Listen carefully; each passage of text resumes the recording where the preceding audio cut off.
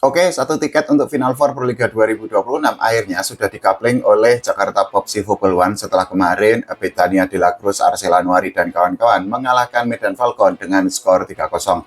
Itu artinya hasil pertandingan tersebut membuat Jakarta Popsi Football One mengikuti jejak dari Jakarta Pertamina Indoro dan juga Gresik Petrokimia untuk bertanding di Final Four Pro Liga 2026. Nah, satu tim lainnya itu akan ditentukan apakah Jakarta Livin Mandiri atau Jakarta Electric PLN, dan mereka besok akan bertanding atau akan berjibaku untuk mendapatkan satu tiket ke babak Final Four Pro Liga 2026. Kita bahas mengenai Jakarta Popsi Football One. Sebenarnya kalau kita membahas mengenai kemenangan yang didapatkan oleh Popsivo ketika menghadapi Medan Falcon, itu kan sebenarnya menurut saya itu kan tidak terlalu menarik. Karena apa? Ya ini adalah expected win atau calculated win atau kemenangan yang bisa diprediksi atau bisa dikalkulasikan. Secara kualitas kan ya kita sama-sama tahu bahwa Jakarta Popsi Football One itu kan memang jauh di atas Medan Falcon, sehingga kemenangan 3-0 itu kan bukan hal yang aneh lagi atau bukan sesuatu yang mengejutkan. Nah, tapi justru yang menarik itu adalah bagaimana nanti Jakarta Popsi Football One itu akan bertanding di Final Four. Karena apa? Dua pemain asingnya, Bethania de la Cruz dan juga Yoncai Rapena, itu sudah pasti akan mengakhiri kerjasamanya di fase reguler ini. Kontrak mereka bersama Jakarta Popsi Football One itu kan hanya berlaku sampai musim reguler. Bethania de la Cruz itu dikabarkan sudah akan pensiun sebagai pemain voli profesional. Sementara Yoncai Rapena, konon kabarnya ini akan bermain di luar negeri. Khusus untuk Yoncai Rapena, khusus untuk Bethania de la Cruz ini kan merupakan ulangan dengan musim lalu. Saat itu kan juga Bethania de la Cruz itu juga hanya sampai di fase reguler aja.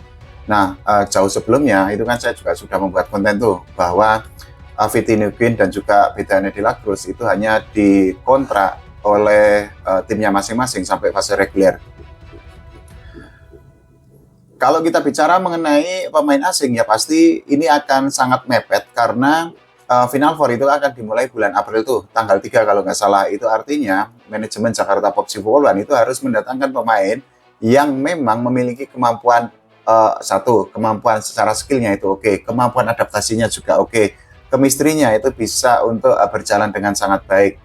Karena apa? Dengan waktu yang sangat mepet, persiapan itu kan juga akan tidak banyak.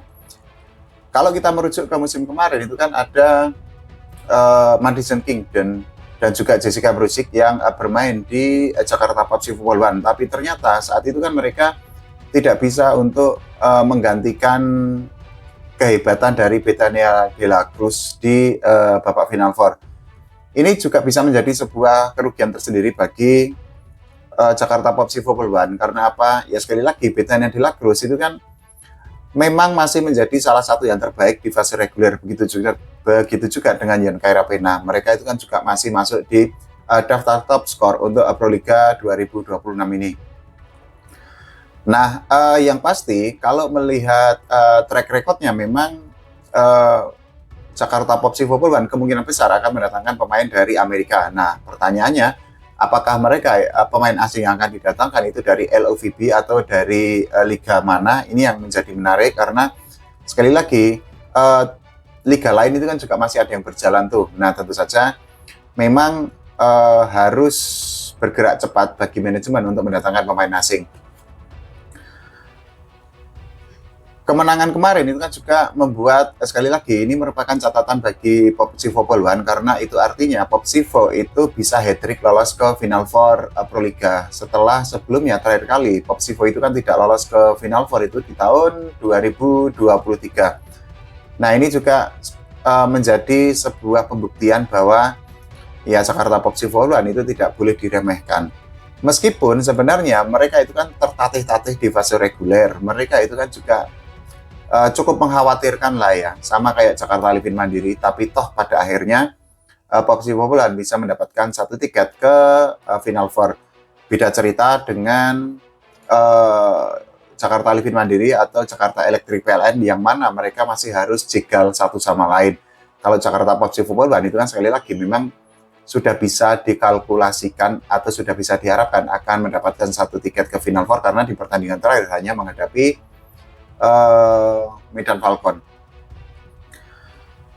Nah, ini adalah statistiknya ya teman-teman, maksudnya ya biar kita fair aja sebenarnya. Jadi ini statistik pertandingan antara Popsivo menghadapi Medan Falcon kemarin. Dari segi attack, Popsivo itu mendapatkan 47 poin dari attack, sementara Medan Falcon itu mendapatkan 23 poin dari attack. Bloknya 6/4, kemudian serve-nya 6/3. Errornya ini juga bisa dikatakan so and so. Jadi Jakarta Popsivo Pulwan itu melakukan 14 error, sementara Medan Falcon melakukan 16 error. Nah, top skornya ini sekali lagi Betania de la Cruz dan Yoncay Rapena itu sama-sama mendapatkan 18 poin, sementara Arcela Noire itu berada di top skor ketiga dengan 12 poin di Jakarta Popsivo Pulwan. Untuk di Medan Falcon sendiri, Fitini Queen ini masih menjadi top skor dengan 9 poin, kemudian ada Pascalina Mausi dengan 6 poin, dan juga ada Kanza dengan 3 poin. Nah, dari situ kita sudah bisa melihat sekali lagi bahwa ya memang kekuatan kedua tim itu kan beda sangat jauh, sehingga sangat wajar kalau Jakarta Popsivo Pulwan itu memetik kemenangan 3-0. Ya pasti persaingan untuk Final Four itu akan semakin seru, karena beberapa tim ini kan sebenarnya trennya itu sedang baik loh, karena ya kayak Popsivo ini kan mereka itu kan menjadi juara di putaran kedua Proliga tuh, mereka bisa mendapatkan 5 kemenangan. Jangan lupakan juga kalau nanti Jakarta Livin Mandiri ternyata lolos ke Final Four, mereka itu kan juga trennya itu kan sedang naik, sedang menanjak di putaran kedua jika dibandingkan dengan putaran pertama. Belum lagi dengan Gresik Petrokimia yang sejak dilatih oleh Coach Lodi itu kan mode dar-der-dor gacor banget. Nggak lupa juga masih ada Jakarta Pertamina Enduro, juara bertahan yang masih diperkuat oleh Megawati Angesti Pertiwi, ada juga Tisha Amalia dan kawan-kawan. Nah, kita tinggal tunggu siapa nanti yang akan lolos, apakah Jakarta Livin Mandiri atau Jakarta Electric PLN. Kalau saya prediksinya itu Jakarta Livin Mandiri yang akan lolos, karena ya secara grafik atau secara tren Jakarta Livin Mandiri itu kan sebenarnya memang lebih menanjak jika dibandingkan dengan Jakarta Electric PLN.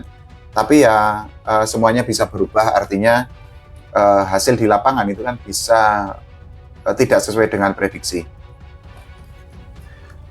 Kalau menurut teman-teman semua bagaimana mengenai keberhasilan Jakarta Popsivo Pulwan mendapatkan 1 tiket ke babak Final Four Proliga 2026, dan juga kira-kira siapa tim terakhir yang akan lolos ke babak Final Four? Apakah Jakarta Electric PLN atau Jakarta Livin Mandiri? Silahkan tulis di kolom komentar.